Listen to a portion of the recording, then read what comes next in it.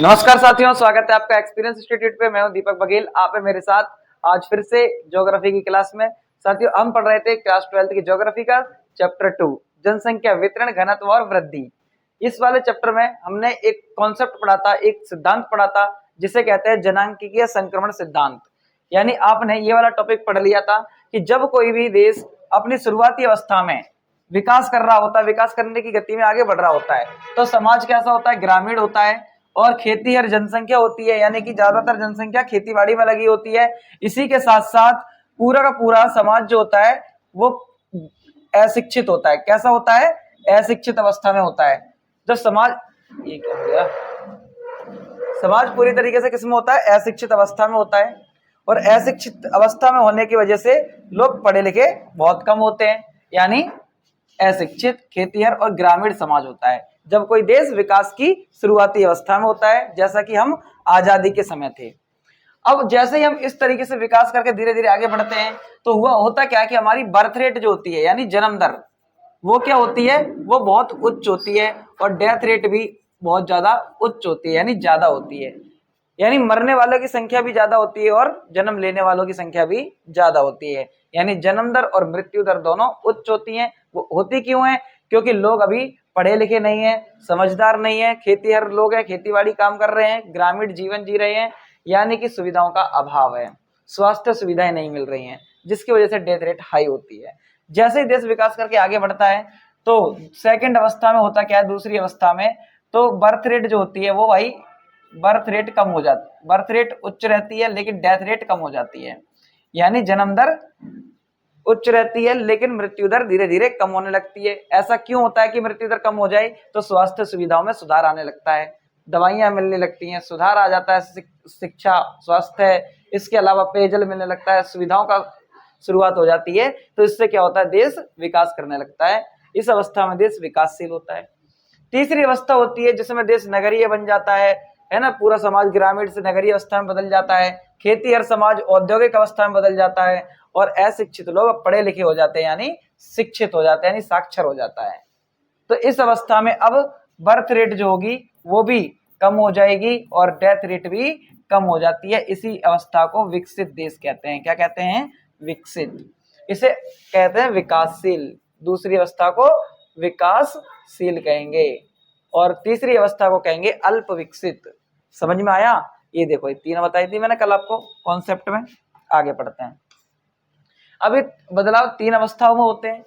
तो पहली अवस्था क्या कहती है? प्रथम अवस्था में उच्च जन्म दर और उच्च मृत्यु दर पाई जाती है।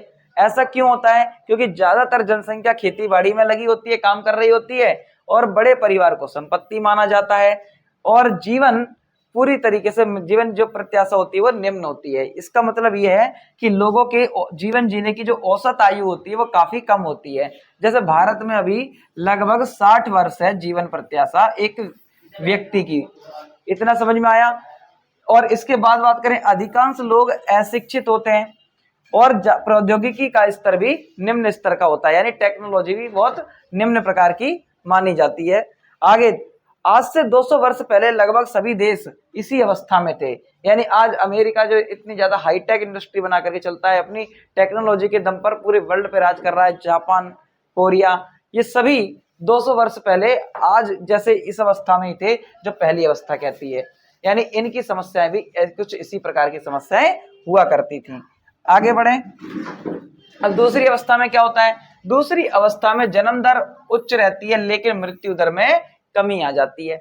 मतलब जन्म दर तो वही रहेगी, बढ़ती रहेगी, लेकिन जो मृत्यु दर है वो कम हो जाएगी। मृत्यु दर कम होने के पीछे रीजन क्या है? सबसे बड़ा रीजन तो यही है कि मृत्यु दर इसलिए कम हो जाती है क्योंकि स्वास्थ्य सुविधाओं में सुधार होने लगा है, हॉस्पिटलिटी की सुविधाएं मिलने लगी हैं, लोगों को जन्म के समय कई प्रकार की सुविधाएं मिलने लग जाती हैं, है ना। आमतौर पर क्या होता था, पहले जो शिशु मृत्यु दर थी वो ज्यादा थी, यानी जन्म के समय बच्चे ज्यादा मर जाते थे। मरने के पीछे रीजन था स्वास्थ्य सुविधाओं का अभाव, उचित देखरेख का अभाव, पोषक तत्वों का अभाव। अब धीरे धीरे उनमें सुधार आने लगता है, तो इससे क्या होता है? जन्म दर तो उच्च बनी रहती है लेकिन मृत्यु दर कम हो जाती है। तीसरी अवस्था की बात करते हैं तो इस अवस्था में जन्म दर जो होती है और मृत्यु दर में कमी आने लग जाती है। यानी जन्म दर और मृत्यु दर दोनों कम हो जाती हैं, क्योंकि जन्म दर तो भाई, मृत्यु दर तो सेकंड अवस्था में भी कम हो गई थी, दूसरी अवस्था में, लेकिन जन्म दर वहां पर अभी ज्यादा थी।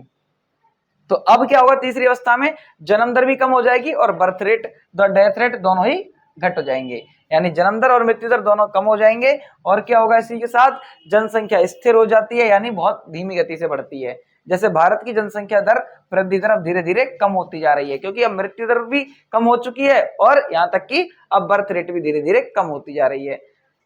ऐसी अवस्था में देश क्या हो जाता है, फिर तकनीकी ज्ञान प्राप्त कर लेता है और विकास करने लग जाता है। विकास टेक्नोलॉजी पे ज्यादा खर्चा करने लग जाता है, तो समाज पूरी तरीके से कैसा हो जाता है, शिक्षित हो जाता है, स्वस्थ रहने लगते हैं लोग और जागरूक हो जाते हैं, जिसकी वजह से जनसंख्या नियंत्रण होने लग जाता है और जनसंख्या की वृद्धि दर कम पड़ जाती है, जिससे देश विकसित अवस्था में पहुंच जाता है, जो कि आज अमेरिका और यूरोपीय देश हैं। ठीक है, अब पढ़ते हैं जनसंख्या नियंत्रण के उपाय क्या क्या हैं। तो जनसंख्या नियंत्रण करने के सबसे बहुत सारे तरीके हो सकते हैं। उनमें से एक है परिवार नियोजन। परिवार नियोजन क्या कहता है, परिवार नियोजन फैमिली प्लानिंग की बात करता है कि फैमिली प्लानिंग किस टाइप से हो कि ज्यादा जनसंख्या भी ना बढ़े, यानी ज्यादा बच्चों को जन्म देने से, यानी बड़े परिवार को संपत्ति ना माना जाए, छोटे परिवार को सुखी परिवार माना जाए, ताकि संसाधनों का उचित उपयोग हो सके और सभी बच्चों की परवरिश अच्छे से हो सके।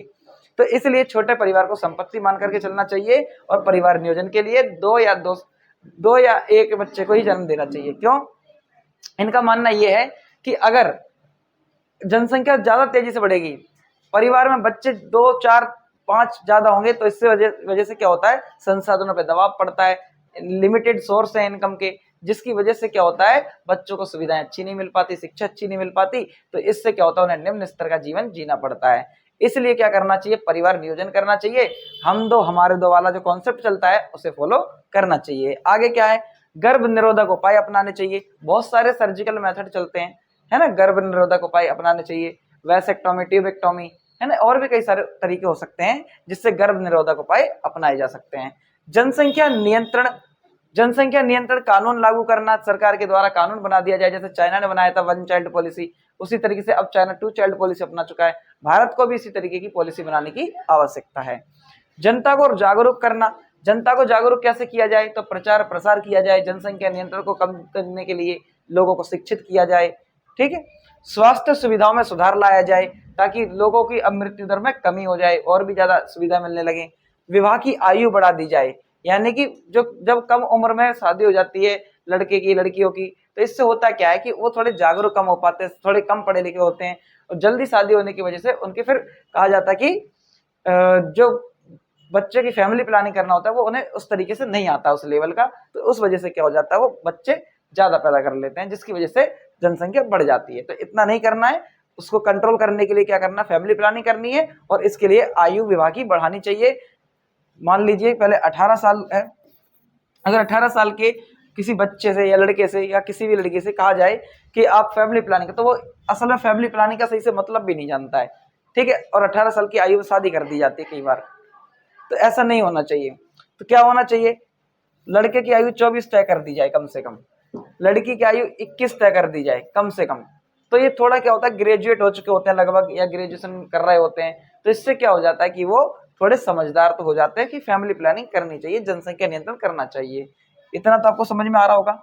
अगला क्या है, इसके बाद महिला सशक्तिकरण को बढ़ावा देना चाहिए, यानी महिलाओं को अपने विकल्प चुनने की शक्ति प्राप्त करनी चाहिए, महिलाओं को और ज्यादा मजबूत करना चाहिए, शिक्षा के आधार पर, स्वास्थ्य के आधार पर महिलाओं को इनकम जनरेट करने के लिए आगे बढ़ावा देना चाहिए, ताकि वो भी रोजगार कर सकें और अपने आप को सशक्त बना सके, मजबूत बना सकें। आगे क्या है, शिक्षा और रोजगार को बढ़ावा देना, यानी लोगों में शिक्षा को बढ़ावा दो, रोजगार को बढ़ाओ, रोजगार मिलेगा तो लोग अपने रोजगार पे जाएंगे, सभी लोग अपना रोजगार करेंगे और शिक्षित होंगे तो लोग जनसंख्या को कम बढ़ाएंगे। तो ये सारे उपाय हो सकते हैं। इसके अलावा और भी बहुत सारे उपाय हैं, ऑरल पिल्स वगैरह को यूज करना, जैसे दवाइयां वगैरह आती हैं उनको, तो इस तरीके से आप लिख सकते हो कि जनसंख्या नियंत्रण के ये कुछ उपाय हो सकते हैं। इसके अलावा बहुत से उपाय हैं जो आप अपने आप खुद की लैंग्वेज में भी लिख सकते हैं।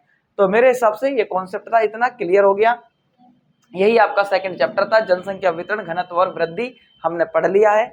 इस चैप्टर को हम यहीं पर वाइंड अप करते हैं, कंप्लीट हो गया चैप्टर।